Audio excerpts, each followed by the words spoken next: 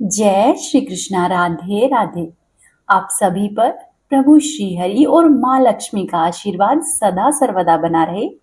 आज के अध्याय में आप सुनेंगे धर्मवर्ण की कथा, साथ ही साथ कली की अवस्था का वर्णन, धर्मवर्ण और पितरों का संवाद और वैशाख मास की अमावस्या की श्रेष्ठता। मिथिलापति ने पूछा कि हे ब्राह्मण, इस वैशाख मास में कौन कौन सी तिथियां पुण्यदायिनी है। तब शुद्धदेव जी बोले कि सूर्य के मेष राशि में स्थित होने पर वैशाख मास की 30 तिथियां पुण्यदायिनी है। एकादशी में किया हुआ पुण्य 100 गुना हो जाता है। उसमें स्नान, दान, तपस्या, हवन, देव पूजा, पुण्य कर्म एवं कथा का श्रवण किया जाए तो वह तो तत्काल ही मुक्ति देता है।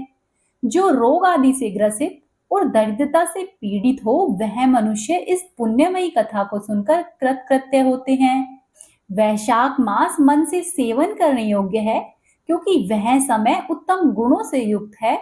दरिद्र, धनाढ्य, पंगु, अंधा, नपुंसक, विधवा, साधारण स्त्री, पुरुष, बालक, युवा, वृद्ध तथा रोग से पीड़ित मनुष्य ही क्यों नहीं हो, वैशाख मास का धर्म सबके लिए ही अत्यंत सुख साध्य है। परम पुण्यमयी वैशाख मास में जब सूर्य मेष राशि में स्थित होता है तब पाप नाशिनी अमावस्या 100 गुना गया के समान फल देने वाली हो जाती है। हे राजन, जब पृथ्वी पर राजा सावर्णी का शासन था उस समय 30वें कलयुग के अंत में सभी धर्मों का लोप हो चुका था। उसी समय आंध्र देशों में धर्मवर्ण नाम से विख्यात एक ब्राह्मण थे। मुनिवर धर्मवर्ण ने उस कलयुग में ही किसी समय महात्मा मुनियों के सत्याग्रह में सम्मिलित होने के लिए पुष्कर क्षेत्र की यात्रा की। वहां पर कुछ व्रतधारी महर्षियों ने कलयुग की प्रशंसा करते हुए इस प्रकार से कहा था कि सतयुग में भगवान विष्णु को संतुष्ट करने वाला जो पुण्य कर्म 1 वर्ष में मिलता है वह त्रेता युग में 1 मास में और द्वापर युग में 15 दिन में मिलता है। परंतु कलयुग में तो भगवान का स्मरण कर लेने से ही उसका पुण्य 10 गुना हो जाता है। कलयुग में बहुत थोड़ा पुण्य करना भी 100 गुना फलदायी होता है। जो एक बार भी भगवान का नाम लेकर दयादान करता है और दुर्भिक्ष में अन्न देता है वह निश्चय ही उधरलोक में जाता है। यह सुनकर देवर्षि नारद हंसते हुए उन्मत्त के समान नृत्य करने लगे। सभासदों ने पूछा कि हे नारद जी, क्या बात है। तब बुद्धिमान नारद जी ने हंसते हुए उन सबको उत्तर दिया कि आप लोगों का कथन सत्य है, इसमें कुछ भी संदेह नहीं है कि कलयुग में थोड़े ही कर्म करने से महान पुण्य का साधन किया जाता है तथा क्लेशों का नाश करने वाले भगवान केशव स्मरण मात्र से ही प्रसन्न हो जाते हैं। तथापि मैं आप लोगों से यह कहता हूं कि कलयुग में ये 2 बातें दुर्घट है। शिशनेन्द्रिय का निग्रह और जिह्वा को वश में रखना, ये दोनों कार्य जो सिद्ध कर ले वही नारायण स्वरूप है। अतः कलयुग में आपको यहाँ पर नहीं ठहरना चाहिए। नारद जी की यह बात सुनकर उत्तम व्रत का पालन करने वाले महर्षि सहसा ही यज्ञ को समाप्त करके सुखपूर्वक चले गए। धर्मवर्ण ने भी वह बात सुनकर भूलोक को त्याग देने का विचार किया। उन्होंने ब्रह्मचर्य व्रत धारण करके दंड और कमंडल को हाथ में लिया और जटा व वल्कलधारी होकर वे कलयुग के अनाचारी पुरुषों को देखने के लिए घर छोड़कर चल दिए। उनके मन में बड़ा विस्मय हो रहा था। उन्होंने देखा कि प्रायः मनुष्य पापाचार में प्रवृत्त होकर बड़े ही भयंकर और दुष्ट हो गए हैं। ब्राह्मण पाखंडी हो चले हैं, शूद्र संन्यास धारण करते हैं, पत्नी अपने पति से ही द्वेष रखती है, शिष्य अपने गुरु के प्रति वैर रखता है, सेवक स्वामी के और पुत्र पिता के घात में लगा हुआ है, ब्राह्मण शूद्र व्रत और गाय बकरियों के समान हो गई है, वेदों में गाथा की ही प्रधानता रह गई है, कोई भी इनका मनन करके अपने जीवन में उतारना नहीं चाहता है। शुभ कर्म साधारण लौकिक कृत्यों के ही समान रह गए हैं, इनके प्रति किसी की महत्व बुद्धि नहीं है। भूत, प्रेत और पिशाच आदि की उपासना चल पड़ी है। सब लोग मैथुन में आसक्त है और उसके लिए अपने प्राण तक भी गवा बैठते हैं। सब लोग झूठी गवाही देने को तैयार है, मन में सदा ही छल और कपट भरा रहता है। कलयुग में सदा ही लोगों के मन में कुछ और है, वाणी में कुछ और है तथा कर्म में कुछ और ही देखा जाता है। सबकी विद्या किसी न किसी स्वार्थ को लेकर ही होती है और केवल राजभवन में उसका आदर होता है।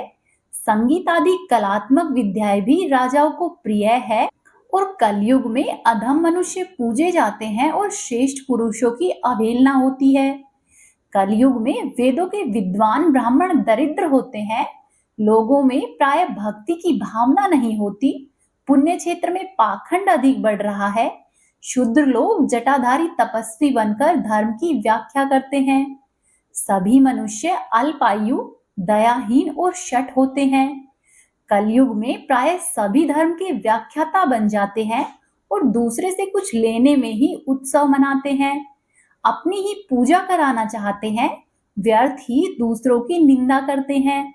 अपने घर आने पर सभी अपने स्वामी के दोषों की चर्चा में तत्पर रहते हैं। कलयुग में लोग साधुओं को नहीं जानते, पापियों को ही बहुत आदर देते हैं। दुराग्रही लोग इतने दुराग्रही होते हैं कि साधु पुरुषों के एक दोस्त का ढिंढोरा पीटते हैं और पापात्माओं के दो समूहों को भी गुण बताते हैं। कलयुग में गुणहीन मनुष्य दूसरों के गुण को नहीं देखकर उनके दोष को ग्रहण करते हैं। जैसे पानी में रहने वाली जो प्राणियों के रक्त को चूसती है, जल को नहीं पीती है, ठीक उसी प्रकार से योग के धर्म से संयुक्त होकर मनुष्य दूसरे के रक्त का पान करते हैं। औषधियां शक्तिहीन होती है, ऋतुओं में उलटफेर हो जाता है, सब राष्ट्रों में अकाल पड़ता है। कन्या योग्य समय में संतानोत्पत्ति नहीं करती। लोग नट और नर्तकों की विद्याओं से विशेष प्रेम करते हैं। जो वेद वेदांत की विद्याओं में तत्पर और अधिक गुणवान है, उन्हें अज्ञानी मनुष्य सेवक की दृष्टि से देखा करते हैं। वे सब के सब भ्रष्ट होते हैं। कलयुग में प्राय लोग श्राद्ध कर्म का त्याग कर देते हैं, वैदिक कर्मों को छोड़ बैठते हैं। प्राय जिह्वा पर भगवान विष्णु का नाम कभी भी नहीं आता। लोग श्रृंगार रस में आनंद का अनुभव करते हैं और उसी के गीत गाते हैं। कलयुग के मनुष्यों में न कभी भगवान विष्णु की सेवा देखी जाती है, न शास्त्रीय विद्या की चर्चा होती है, न ही यज्ञ की दीक्षा और न ही विचार मात्र है, न ही तीर्थ यात्रा और न ही दान धर्म होते हुए देखे जाते हैं। यह कितने आश्चर्य की बात है। उन सब को देखकर धर्मवर्ण को बड़ा ही भय लगा। पाप से कुल की हानि होती हुई देखकर अत्यंत ही आश्चर्य से चकित होकर वे दूसरे द्वीप में चले गए। सब द्वीपों और लोकों में घूमते हुए बुद्धिमान धर्मवर्ण किसी समय कौतूहलवशी पितृलोक में जाकर पहुंच गए। वहां पर उन्होंने कर्म से कष्ट पाते हुए पितरों को बड़ी ही भयंकर दशा में देखा। वे दौड़ते, रोते और गिरते पड़ते थे। उन्होंने अपने पितरों को भी नीचे अंधकूप में पड़े हुए देखा। उनको देखकर आश्चर्यचकित होकर दयालु धर्मवर्ण ने पूछा कि आप लोग कौन हैं, किस दुस्तर कर्म के प्रभाव से इस अंधकूप में पड़े हुए हैं। तब पितरों ने कहा कि हम श्रीवत्स गोत्र वाले हैं। पृथ्वी पर अब हमारी कोई भी संतान शेष नहीं रह गई है, अतः हम श्राद्ध और पिंड से वंचित है। इसीलिए यहाँ पर हमें नरक का कष्ट भोगना पड़ता है। संतानहीन दुरात्माओं का अंधकूप में पतन होता है। हमारे वंश में एक ही महायशस्वी पुरुष है जो कि धर्मवर्ण के नाम से विख्यात है, किंतु वह विरक्त होकर अकेला घूमता फिरता है। उसने गृहस्थ धर्म को स्वीकार नहीं किया। वह एक ही तंतु हमारे कुल में अवशिष्ट है। उसकी भी आयु क्षीण हो जाने पर हम लोग घोर अंधकूप में गिर पड़े हैं। यहाँ से हमारा निकलना अत्यधिक कठिन होगा। इसीलिए तुम पृथ्वी पर जाकर धर्मवर्ण को समझाओ। हम लोग दया के पात्र हैं। हमारे वचनों से उसको यह बताओ कि हमारी वंश रूपी दुर्वा को काल रूपी चूहा प्रतिदिन खा रहा है। क्रम से सारे वंश का नाश हो गया है और अब केवल एकमात्र तुम ही बचे हो। जब तुम भी मर जाओगे तब संतान परंपरा के नहीं होने के कारण तुम्हें भी अंधकूप में गिरना पड़ेगा। इसीलिए गृहस्थ धर्म को स्वीकार करके संतान की वृद्धि करो। इससे हमारी और तुम्हारी दोनों की ऊर्ध्वगति होगी। यदि एक भी पुत्र वैशाख, माघ अथवा कार्तिक मास में हमारे उद्देश्य से स्नान, श्राद्ध और दान करेगा, तो उससे हम लोगों की ऊर्ध्वगति होगी और नर्क के द्वार से हमारा उद्धार होगा। यदि एक पुत्र भी भगवान विष्णु का भक्त हो जाए, एक भी एकादशी का व्रत रखने लगे और एक भी भगवान विष्णु की पापनाशन कथा का श्रवण करे, तो उसकी 100 बीती हुई पीढ़ियों का तथा 100 भावी पीढ़ियों का उद्धार होता है। वे पीढ़ियां पाप से आवृत होने पर भी नरक के दर्शन नहीं करती। दया और धर्म से रहित उन बहुत से पुत्रों के जन्म से क्या लाभ है, जो कुल में उत्पन्न होकर सर्वव्यापी भगवान नारायण की पूजा नहीं करते हैं। इस प्रकार प्रिय वचनों के द्वारा धर्मवर्ण को समझाकर तुम उसे विरक्त पूर्ण ब्रह्मचर्य आश्रम से गृहस्थ आश्रम में प्रवेश करने की सलाह देना। पितरों की यह बात सुनकर धर्मवर्ण अत्यंत ही विस्मित हुआ और हाथ जोड़कर बोला कि मैं ही धर्मवर्ण के नाम से विख्यात और आपके वंश का दुराग्रही बालक हूँ। यज्ञ में महात्मा नारद जी का यह वचन सुन लिया कि कलयुग में प्राय कोई भी रसेंद्रिया और शिश्नेंद्रियों को दृढ़ता पूर्वक संयम में नहीं रखता है। इतना सुनकर और मैं दुर्जनों की संगति से भयभीत होकर अब तक दूसरे दूसरे द्वीपों में घूमता रहा था। इस कलयुग के 3 चरण बीत गए और अंतिम चरण में भी 3.5 भाग व्यतीत हो चुके हैं।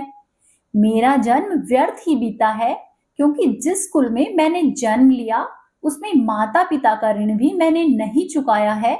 पृथ्वी के भारभूत उस शत्रुतुल्य पुत्र के उत्पन्न होने से क्या ही लाभ है, जो पैदा होकर भगवान विष्णु और देवताओं तथा पितरों की पूजा नहीं करे। मैं आप लोगों की आज्ञा का पालन करूंगा। कृपया करके मुझे बतलाइए कि पृथ्वी पर किस प्रकार से मुझे कलयुग से और संसार से बाधा प्राप्त नहीं होगी। अपने वंशज धर्मवर्ण की बात सुनकर पितरों के मन को कुछ आश्वासन मिला और वे बोले कि बेटा, तुम गृहस्थ आश्रम को स्वीकार करके संतान उत्पत्ति के द्वारा हमारा उद्धार करो। जो भगवान विष्णु की कथा में अनुरक्त होते हैं, निरंतर ही श्रीहरि का स्मरण करते हैं और सदाचार के पालन में तत्पर रहते हैं, उन्हें कलयुग भी बाधा नहीं पहुंचाता। हे पुत्र, जिसके घर में शालिग्राम शिला अथवा महाभारत की पुस्तक हो, उसे भी कलयुग बाधा नहीं दे सकता।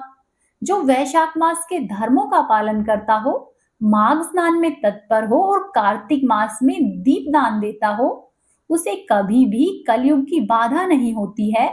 जो प्रतिदिन महात्मा भगवान श्री हरि विष्णु की पापनाशन एवं मोक्षदायिनी दिव्य कथा सुनता है, जिसके घर में बलि वैष्णव देव होता है, शुभकारिणी तुलसी स्थित होती है, जिसके आंगन में उत्तम गाय रहती है, उसे कभी भी कलयुग में बाधा नहीं आती।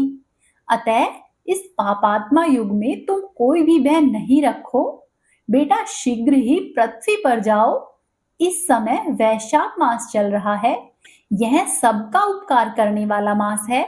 सूर्य के मेष राशि में स्थित होने पर 30 तिथियां पुण्यदायिनी मानी गई है। एक एक तिथि में किया हुआ पुण्य कोटि कोटि गुना फल देता है। उनमें भी जो वैशाख मास की अमावस्या तिथि है, वह मनुष्य को मोक्ष देने वाली है। देवताओं और पितरों को यह अत्यधिक प्रिय है, शीघ्र ही मोक्ष की प्राप्ति कराती है। जो उस दिन पितरों के उद्देश्य से श्राद्ध कर्म करते हैं, साथ ही जल से भरा हुआ घड़ा एवं पिंडदान देते हैं, उन्हें अक्षय पुण्य की प्राप्ति होती है। अतः हे महामते, तुम शीघ्र ही जाओ और अब जब अमावस्या तिथि हो, तब कुंभ सहित श्राद्ध एवं पिंडदान करो। सबका उपकार करने के लिए गृहस्थ धर्म का आश्रय लो। धर्म, अर्थ और काम से संतुष्ट हो, उत्तम संतान पाकर फिर मुनिव्रति से रहते हुए सुख पूर्वक दीप दीपांतरों में विचरण करो। अपने पितरों के द्वारा इस प्रकार का आदेश पाकर धर्मवर्ण मुनि शीघ्रता पूर्वक पृथ्वीलोक में गए। वहां पर मेष राशि में सूर्य के स्थित रहते हुए वैशाख मास में प्रातःकाल स्नान करके देवताओं, ऋषियों तथा पितरों का तर्पण किया।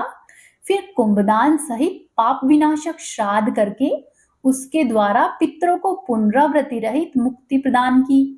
तत्पश्चात उन्होंने स्वयं विवाह करके उत्तम संतान को जन्म दिया और लोक में उस पाप नाशिनी अमावस्या तिथि को प्रसिद्ध किया। तदंतर वे भक्ति पूर्वक भगवान की आराधना करने के लिए हर सहित गंधमादन पर्वत पर चले गए। इसीलिए वैशाख मास की यह अमावस्या तिथि परम पवित्र मानी गई है। ये थी आज की कथाएं। उम्मीद है आपको पसंद आई होगी। यदि आपको अच्छी लगी है तो प्लीज वीडियो को लाइक कीजिए। चैनल को अभी तक सब्सक्राइब नहीं किया है तो सब्सक्राइब कर लीजिए। आपका दिन शुभ और मंगलमय हो। हरे कृष्णा।